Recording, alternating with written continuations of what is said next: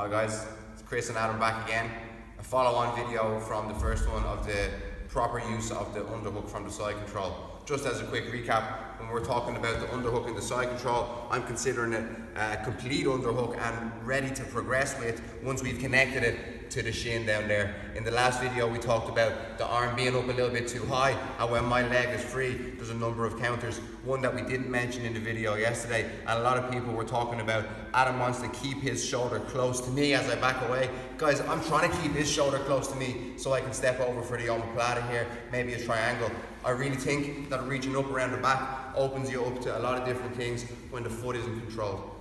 I'm not saying it doesn't work, I'm just saying it opens you up for a lot of different things. And one thing I mentioned in the thread on Reddit yesterday as well, I think the cue of having our hand onto the shin is a good one. Instead of blindly taking the arm, reaching it up around the back, there is some good places to put it, I know, but a really strong and easy to find cue of drop it to the shin, I find works for me and works for my students. And it makes those counters on the top really, really hard to do. In terms of getting the underhook, okay, if we get Adam to scoot a little bit this way. One thing that we're going to practice a lot whenever you're in the bottom side control is block the crossface, okay? Two hands in this case, whenever the person comes in, are going to make a big effort to try to block the crossface. Of course, I'm going to be battling and you're going to be battling. That's going to be the game from here. But what we're going to do from this position, Adam's going to keep me on his hips. When I'm on his hips, I'm that bit further away from his head. When I'm on his hips, he's able to pop up a little bit to try to move me. He's going to try to find the time to make a big bridge, and he's going to karate chop this hand straight through the gap, and I'm going to come back down. Something I like to do in Adam's position now, I'm going to connect my hand to my knee as he's done there, and I'm going to open up this elbow as I bring the knee up high. So you can see Adam doing it without me there. I'm going to use the elbow and the knee and the forearm to get the person on top up high so that the head is going to be between the knees here. Grab the shin, head between the knees, and we can progress with our escape.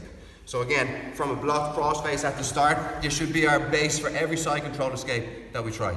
It's going to be very, very difficult to escape my side control if I've got a tight grip around the head. One of the things we need to focus with an underhook escape is getting up onto our side, and a great counter to somebody up on their side is the grip across the face to put pressure and flatten them down. So we will start every time with a blocked crossface. In the first example, Adam popped his hip and he made the space for the underhook. Although quite commonly, person on top with the lack of the underhook is going to move, they're going to be fighting, they're going to be looking for something else, and that little bit of space is all you're looking for to make the hand go through. The underhook here is the access to the technique. So once you've found the underhook, you have the access to the escape. You still need to bump, bump, bump and make more out of it before you start to build yourself up on your knees. To go over again what we mentioned in the first video, one of the most common escapes I see for the person on top, he does a big high underhook, he tries to build himself to the knees, and the person on top just ends here in front, maybe guillotine, front headlock, maybe they spin all the way around to the back. So here's two entries to the underhook position from the blocked crossface. Another one that we'll do if we swap over.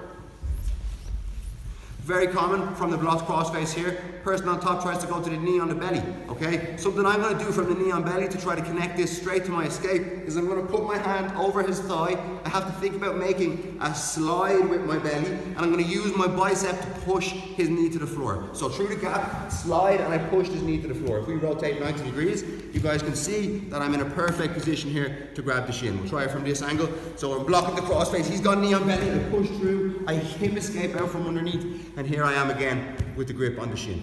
A question that we had in the thread yesterday from this position here, again, should be blocking the crossface, but the thought to you guys, from this position here, what happens if he starts to knee slide up like this? I'm going to use this and I'm going to keep holding with this arm. My arm is extended now like Superman there, but I'm going to keep the grip on the arm, and as he's trying to slide out, I'm going to build myself up to my knees and I can continue to wrestle.